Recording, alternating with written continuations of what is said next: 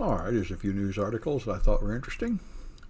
The Zodiac Killer killed a bunch of people in California in the 60s and never got caught, but he left a bunch of weird encrypted messages, and a gang of people have solved the case. And the way they proved they solved it was they were able to decrypt those messages. What he used for encryption was anagrams, where you rearranged the letters without changing them, but he also added his full name in to confuse it. And they were able to prove that they got the right person because once they figured out who he was, his full name created the key for the encryption. And they don't have enough detail here to reproduce the encryption. Might make a good project otherwise. Anyway, I've seen various postings through the years of the scrambled messages that he left that nobody could decrypt. There's a few famous cases of that, where people have left encrypted messages that have been unable, nobody's found any way to break them in decades. So this YubiKey is getting a lot of press. There is a fingerprint sensor YubiKey. So the idea is this way you have two-factor authentication with, say, a password and a YubiKey, and it also detects your finger, so it's biometric too, so that would be three-factor authentication. Or perhaps you would just use the fingerprint and the YubiKey, and then you wouldn't need a password at all. Anyway, I wondered about this thing, and I was pleased to read that it has a secure element, like an iPhone, so your password or your fingerprint information is not stored in the normal RAM of the device where it can be stolen. It's stored in a special secure enclave, which is the best thing to do. So it sounds very good. I think it cost $80. But anyway, it does sound like a winner. People seem very happy with it. Certainly, it would be a big step forward at any company if you gave all your employees this. Google gave all their employees the previous one, just an ordinary USB key, and they say that it ended all phishing 100%. YubiKey always had fingerprint reading? No, I don't think so. The previous ones didn't. Not as far as I know. I saw one like 5 years ago and they didn't. But maybe I'm mixing up with another company, but I thought YubiKeys were just USBs until recently. There might be ones that had the fingerprint reading and just stored data. But anyway, apparently this is a new feature, but I've never had one. I never used one. I think I run a couple of cons, but I never used them. Anyway, Apache has a file traversal vulnerability, but only in the version 1 back. They just patched it by having a new version. And that was this CVE ending in 1773. So you could traverse out of the web directory to other directories and steal files from them, but the fix is broken. So in the fix, there's a parameter called normalized drop parameters, and if you add that to the request, you can then still write outside the correct area. You're seeing this person is demonstrating code execution. They're able to directory traverse to SH and then execute commands, echo pwned. So it's directory traversal and arbitrary remote code execution, and that is after applying the new patch. So they really fouled up. Their patch did not really patch the problem at all, which is extremely common. It's very common that you report a vulnerability, they patch it, and they patch it wrong, so the vulnerability is still there. This is because the people who develop patches are usually not very well trained in security, it seems, and all they do is stop the exact attack right there. They don't think about variants of the attack. I've seen it many times. This is an interesting issue here, particularly relevant to this encryption class. So suppose you have a Google document and you want to encrypt just part of the document. This is probably a really bad idea. And this kind of demonstrates why it's a bad idea. So you'll have a Google document where you're typing stuff, and then you'll have some part of it that you want to keep secret. So you encrypt this paragraph, it turns into just a block of color, and you have to somehow transmit the password for that paragraph to the person at the other end. And when they type it in, it will decrypt. They can then save it unencrypted and share it with anybody else, which is a common problem with symmetric key encryption. Anyway, they say this is an option, maybe some use for this. It's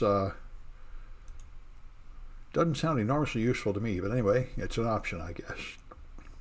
But it does show the problem with private key encryption. You have no way to know how many people have shared the key or if they've shared the decrypted stuff at the other end. So Facebook has Facebook has been trying to vigorously defend themselves against the dynamite revelations from the whistleblower, that they knew very well that their products were hurting people, and they decided to just let it keep going in order to make more money. And Wall Street Journal has released more amazing stuff. So here's the presentation showing that they know very well that they do more and more harm to people with their different products. And face and body and celebrities, people are comparing their looks to celebrities on Instagram and feeling bad. They have a downward spiral of guilt and shame and misery, exacerbated by their program because of the pressure to look perfect and the idea that they're not having as exciting or good a life as other people. And the various pressure to look perfect, feeding a spiral, and highlight peer norm, I think, something like that. They monetizing face and body, regular people look special. You know, they how the Instagram especially creates this illusion that everybody else is like perfect and beautiful and happy, and you're the only one that's less than that. And so it creates eating disorder, dissatisfaction with your body, loneliness, and depression. And they know all this, and then they decide to just do nothing about it and roll out Instagram for teens to try to exploit it more, which is, you know, the same thing the tobacco company did, and the alcohol companies, when they started putting out wine coolers. They take an addictive drug, and of course, tricking teenagers into consuming it will make them addicts and provide sales for life, and they're, of course, easier to fool and stuff. Oh, that's good. Somebody said that was for me during my freshman year. Yeah, I think it is. I mean, there's another statistic I saw, and I'm looking around, I think it's true, that said that the average American girl between like 15 and I think 25, I guess a woman at that point, spends 5 to 10 hours a week taking selfies. And, you know, that means they must be hunting for the perfect shot and posting the perfect shot, and they're trying really hard to look beautiful online, which is a pressure that I think previous generations didn't have. And it doesn't seem like that can hardly be healthy, where it becomes super important to have beautiful pictures online. That basically is taking average people and turning them into like professional models. And, you know, it seems quite logical that would create a whole lot of misery and encourage people to self-harm and such. And so Facebook is trying to deny everything. This is the woman that blew the whistle. And instead of promising to do better with a fake promise, they're now coming out vigorously claiming everything is fine and they're good, and they've totally falsified everything and exaggerated everything and so on. So anyway, they're trying a different approach. Anyway, I don't think anything can be done to Facebook. The only thing I think that could possibly be done would be breaking them up on antitrust. And as far as I know, the antitrust attempt to break up the high-tech things has always failed on the grounds that the product is free. And the antitrust laws were written decades ago when the problem with monopolies is they would raise prices. And so for a free product, you can't win in court on that. Yeah, kids under 13 should not be on Instagram. That is what most people say that I listen to, like Kara Swisher. Most people that seem to be responsible adults say, you know, kids don't belong on Instagram. I don't have any kids. I don't know anything about this stuff personally, but that's what a lot of responsible, intelligent people seem to be saying. So there's a big oil spill in Southern California, really big one affecting the wildlife and everything, and it turns out that there's a special alarm that goes off when the oil starts spilling, and they're supposed to turn off the pipe.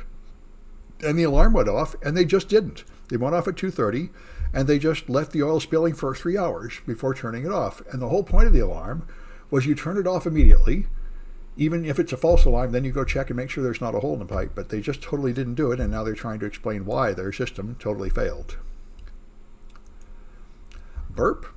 I teach it here in 129S, which I'm not teaching this semester, but I teach frequently. Web hacking, this is very good, and there's a burp certification. So I might get it. Students might want to get it. Anyway, Burp is a very valuable product for doing web application. It's a special product just for web application pen testing.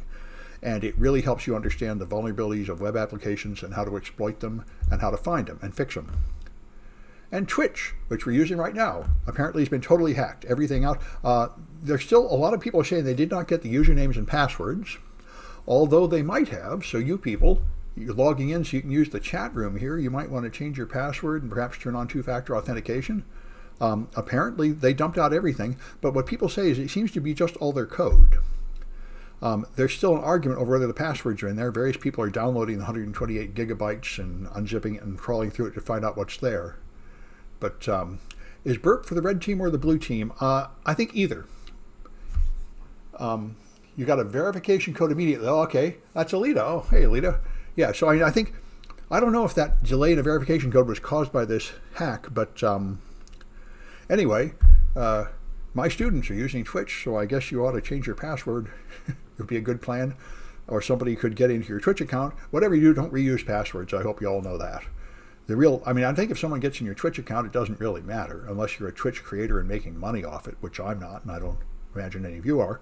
But if you use the same password elsewhere, like for your banking or email, then that would be a problem. Anyway, I think I'll just mention one thing here. Windows 11 supports a lot of encryption routines, including one I'd never heard of called AES XTS.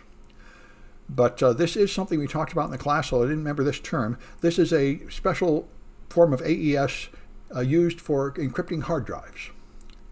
And there are a few, so this is XEX-based tweaked codebook mode with ciphertext stealing. A little bit of fanciness in the last block here.